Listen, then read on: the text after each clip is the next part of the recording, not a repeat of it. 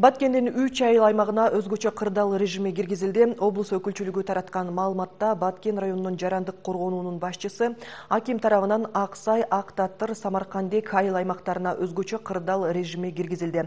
Учурда Ак Суу дарыясында жайгашкан башкы суу бөлүштүрүүчү жайдын айланасында абал туруктуу, бирок чыңалуу бар экендиги айтылат. Учурда Кыргыз-Тажик чек арасында абал кооптуу бойдон турат. Мен турган жер Көкташ айылы. Бул жерде азыркы күндө ок атуулар болууда. Ошол эле учурда ушул Баткен облусунун Лейлек районуна өтүүчү мына ушул Көкташ айылы аркылуу өтүүчү жол да тосулган. Бул жерде бүгүнкү күндө элдер чогулуп турат. Учурдагы абал ушул жергиликтүү бийликтин жана күч түзүмдөрүнүн көзөмөлүндө. Элдин коопсуздугун камсыз кылуу боюнча бардык чаралар көрүлгөн. Жаңжал чыккан аймактагы Көкташ айылынын кары картаң тургундары, аялдар жана балдар Баткен шаарына жеткирилип, коопсуз жерге жайгаштырылды. Облус башчысы бүгүн эртең менен ок атылганын ырастап, Кыргызстандын бир жаранына чачма ок тийгенин, анын саламаттыгына коркунуч жок, абалы туруктуу экенин айтты. Окуядан жалпы 4 жаран жараат алган, алардын 3-өөнө таш тийген, бирөөсү октон жараат алган. Таш тийген 2 жаран Самаркандек аймактык ооруканасына жаткырылган, бирөөсүнө амбулатордук жардам көрсөтүлгөн. Ок тийген жаран Лейлек аймактык ооруканасына жеткирилген.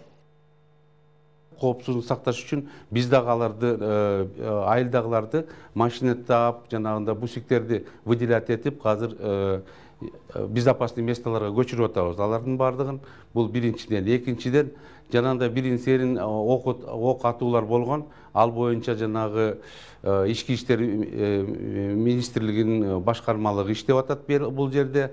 Ошолордун баардыгы азыр токтоп эметип атат. Анткени айтып атпаймынбы?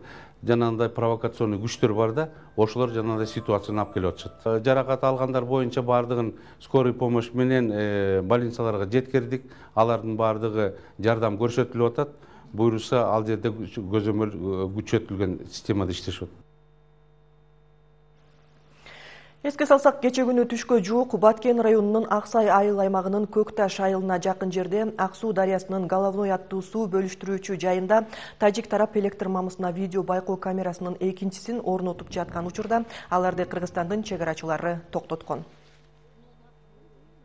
Согдинин губернатору лично чогулушта дагы айткан, өзүнүн күч структураларын дагы алсын деп айткан. Анын баардыгы бирок акыркы моментте ушу Исфананын акими анын сөзүн укпай койду. Ошодон кийин анан жанагындай жергиликтүү кагылышуу, эл менен кагылышуу болуп кетти да. Бирок ошодон кийин азыркы ситуацияда ошондой эле позицияда турат да баардыгы.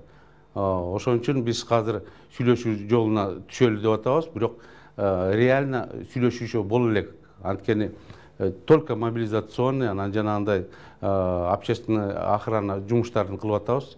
Ошо менен бирок азыр мына байланыш болот жакында, анан сүйлөшүүлөр да болот.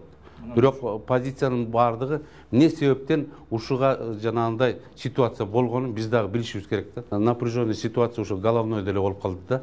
Анткени жанагы видео камерасы боюнча эле болгон эле ошо маселе болуп калган. Калган маселе бүттүк баарын чечкен.